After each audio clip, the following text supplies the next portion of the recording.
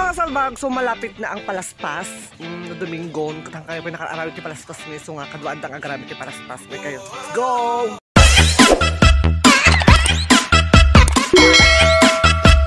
Atin yung pagaramit yung palaspas niya. Makita kita, nasama magkikita ta. Nag-iisip ang lagaro dun ko. Puro mo ito na ako taas yan, Lord.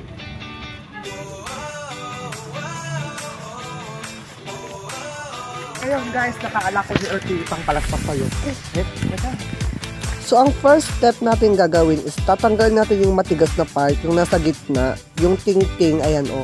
Ayan, pero wag nyo ipuputulin ng buong buo, wag nyo tatanggalin ng buo. Dapat may matitira pa rin pangahawakan dun sa may palaspas.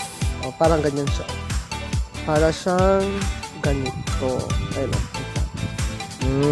Ayan. So ang susunod naman na step ay kunin mo yung dalawang dahon ng ng nyog. Ifo-fold mo siya papuntang right. Parang ganito. Ayan o. Fold it into right.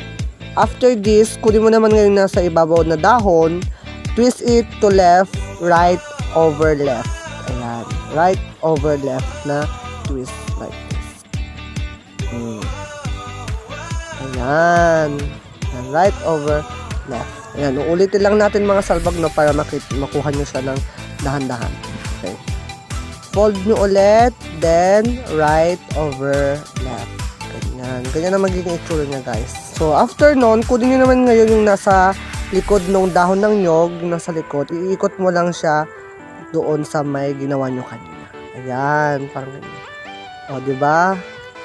So, same step din lang nung kagaya doon sa kabila. Ganon din ang gagawin natin. Kunin mo yung nasa ibabaw na dahon ng nyog, and then, papuntang right, left over right naman. Ayan, left over right. Ganyan. And then, yung nasa likod naman, iti-twist mo din ulit. Ipapatong mo lang papunta sa right ulit. Ayan. Basta sa likod lang, patong-patong lang yun mga salbag. Ayan. Tapos, ituloy-tuloy nyo na yan hanggang sa matapos.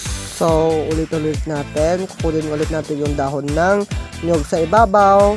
Right over left. Ayan. And then, kukunin mo yung nasa likod ng dahon ng nyog, ipapatong mo lang papunta sa left, and then ulitin mo ulit sa kabila, left over right, papuntang right, and then sa likod, ipapatong mo lang din papuntang right.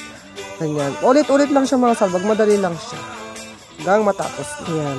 DIY lang to mga salbag. Ayan, kung may mga kayo, mga dahon ng nyog kayo dyan sa mga likod nyo, sa mga bahay nyo, ayan, gumawa na rin kayo ng mga palaspas. Madali lang naman siya eh. Kesa naman pag bibili pa kayo, diba? So, ayan mga salbag, itong ginagawa ko palang palaspas ay bibigay ko kay lola ko para bukas, para ready na siya sa Palm Sunday. So, ayan mga salbag, natapos ko na siya. Ito po ang kanyang itsura. So, ayan mga salbag, gagawa pa tayo ng 3 piraso nito para mas magandang tignan. Let's go!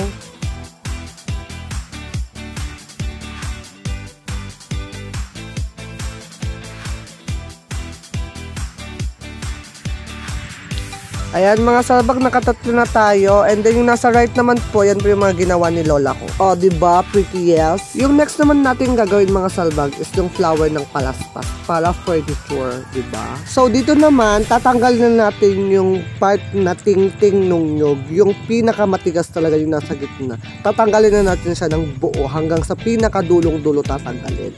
Ang matitira lang is yung dahon ng nyog. Tapos dry. So, ayan na nga, nagkata na diting-ting na. Ayan. Ngayon, nakadagkat pa dipong tuna. So, ang gagawin na natin ngayon is i-fold natin siya ng pa-right again. Ayan. Yung nasa likod, i-fold mo lang, ipapatong mo sa may harap pa-right. Ayan. Ayan. Yung nasa likod, kunin mo, ipatong mo pa-right. Ganun lang siya mga kasalbag, no? Kunin mo yung nasa likod, patong mo sa harapan pa-right. Ayan. Kunin mo yung nasa likod, patong mo sa harap, pa-right, ayan, ikot-ikot mo hanggang sa makuha mo na sa pinaka-dulo, sa pinaka-pung-pung 2. So, ayan, natapos na, naabot mo na hanggang sa dulo. Sana all, umabot hanggang sa dulo. Charot. So, yung nasa gitnang yan, ayan, yung excess nung nasa harapan, ayan, isuksok mo lang sa gitna hanggang makuha mo ulit hanggang sa pinaka-dulo. Ayan, suksok mo lang, kunin mo hanggang sa dulo. Ito, parang ganito, ayan, nasa pungto na siya. Diba? So, ang next step naman dyan is yung buntot ng flower, i-twist mo lang siya kung saan nakaayon yung flower. Kung papunta sa right mo i-twist. Kung papunta sa left mo i-twist. Dahil itong flower ko is papunta sa right ko siya tinitwist. Ayan, o diba? Nagmukha na siyang rose. Ang pretty, kagaya ko, o diba? Huwag kang aangal. Kung hindi, sasakalin kita. Charot! So, ang next na natin gagawin is, itutuloy na lang natin yung excess ng flower. Ayan, o. Ayan, ikot-ikot na natin. Ikot. Parang ginawa sa'yo ng manlolokong jowa mo. Pinaikot-ikot ka lang niya. Charot! After pinaikot-ikot, and then, iikot na natin siya sa may buntot ng flower. Ayan. And then, itatali mo na siya kung paano yung pinagtali niya sa'yo noon. Nasabi niya hindi ka niya iiwan, pero iniwan ka pa din niya. Charot. Itali mo siya yung panong pagtali ng isang tali lang. Yung parang nataying, parang ganun ba? Sa Boy Scout. Ganyan, oh. Tali mo lang. Para wag nang kumaliwala. O, diba? Para hindi na siya mag-loose. Paano ka lang niya tinali noon? Charot. Para naman mas furniture yung mukha ng roses natin, guntingin na natin yung mga bunton-buntot niya. Ayan, o, diba? Nagmukha na siyang rose. Roses are red, violets are blue. Kung yung katabi mo, may putok na hindi pa naliligo. Charo! Ayan, para kompleto yung palaspas ni Lola ko, kuha tayo ng dahon ng bayabas. Ayan, o, kuha tayo ng dahon ng bayabas. Pero nagadumukoton na. Kliyente din na pintas. Ito niya. Maganda to, o.